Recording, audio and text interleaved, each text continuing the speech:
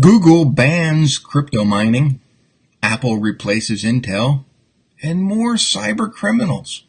Hi, I'm Rob Anspach from Anspach Media, and welcome to Season 2, Episode 66 of What's Trending.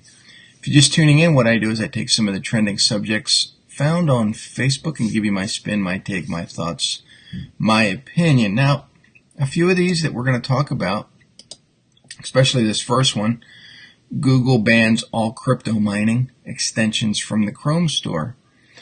You know, one of the big things that I teach here at Anspach Media to a lot of the entrepreneurs all over the globe is how to win over trust, or how to build trust with your audience. When you have content that you're putting out, unless you control that platform where your content is going, you don't actually own, or you can't control where it's going.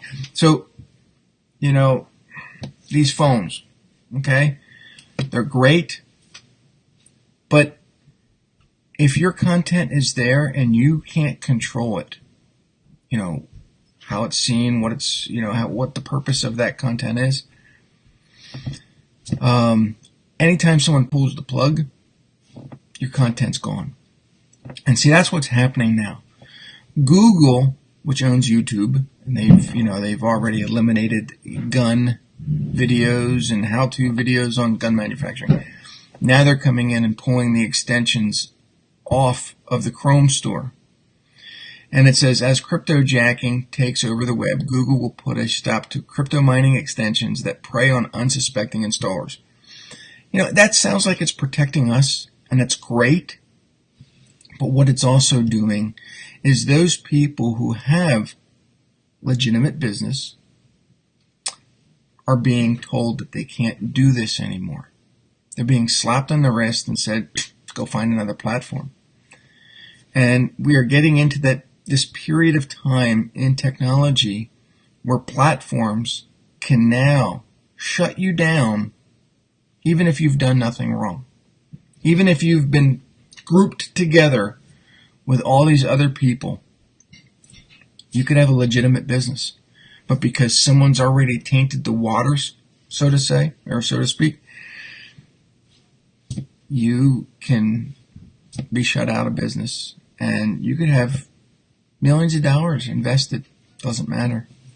So, yeah, I'm not a big fan of these companies doing what they're doing, but it is their platforms, and they can do that. And there's nothing that we can do because we don't control the platform. So think about that. The next time you're putting content somewhere, think about, is your livelihood dependent on this platform? Because it is. If it is, and they curtail it, you're out of business. And this goes to show for Apple. Apple relied on Intel chips for their Macs, for their iPhones, for everything. Well, Apple plans to replace Intel chips in Macs with its own.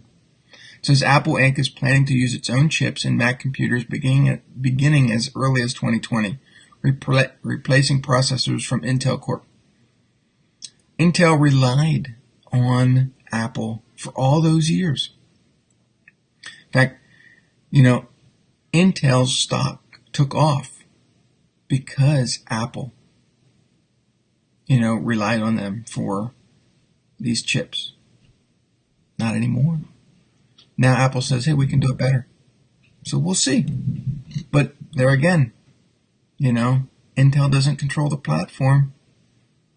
And Apple stepped in and said, we're just going to do it. You know, and here again, third one.